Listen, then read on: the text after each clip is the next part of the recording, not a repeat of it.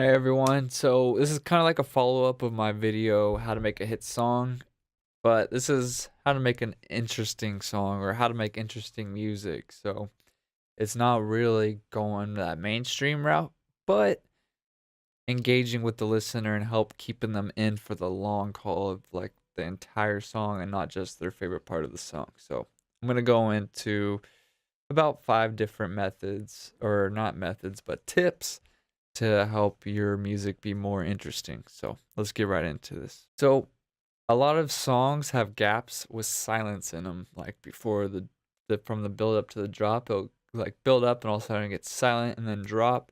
Or in the drop, there's gaps of the notes and silence and like giving it the groove and stuff. So that's very powerful in making your music interesting. And the best part is you have to do nothing. You just have to delete. So you have to do less work. You gotta delete what you did to create silence. And that's gonna be very interesting when all of a sudden it cuts out and then it comes back in. Or you could use it rhythmically in your music and have gaps between the notes. As we know by now, you need repetition in the music to keep the listener from just kind of getting lost.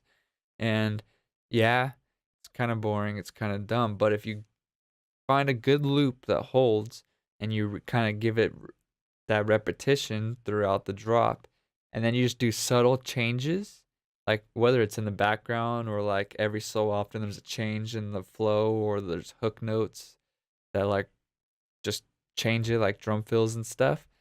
You want to have that repetition but add stuff like that to kind of break up that repetition and keep it interesting. As well as with that repetition, you also kind of want it on the easier side to follow, but you don't want it boring.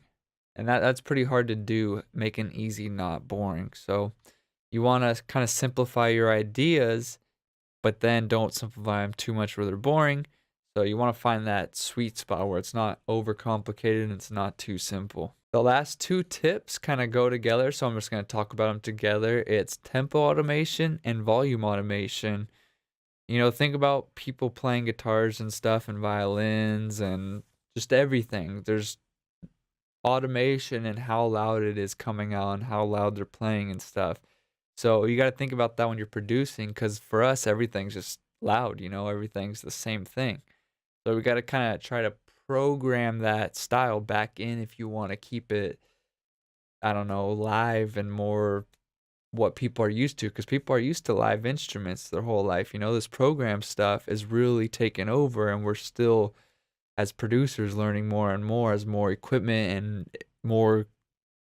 The possibilities are just endless, and we're constantly learning more and more, and new products are coming out that are making that infinity just even more.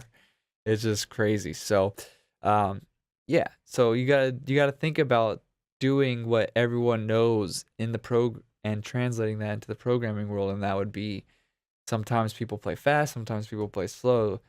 So maybe they're at like a dubstep tempo, and then they switch to like 100 BPM or like house or something. I don't know, 128 to 130, and then they go back to like something faster. I do that a lot. I do dubstep and drum step, so like 140, 170.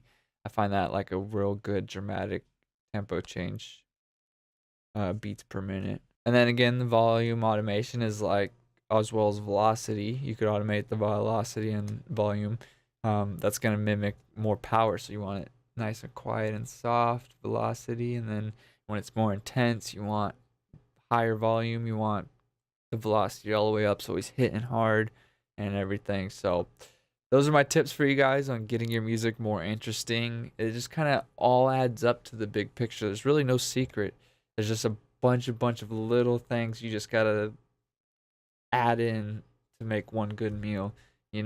It's literally like cooking. Like, you gotta know all the ingredients, but you don't use all your ingredients in every meal. Each meal has its purpose, and you gotta get those ingredients and make that meal.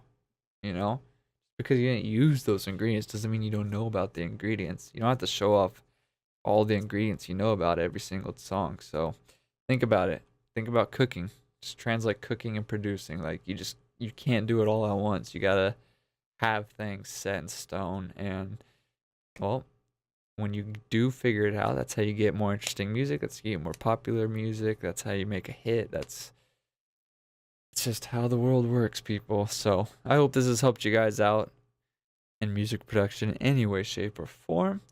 Go ahead and subscribe if you haven't subscribed already. Click that thumbs up if this has helped you out. And as always, thanks for watching. Peace. It goes like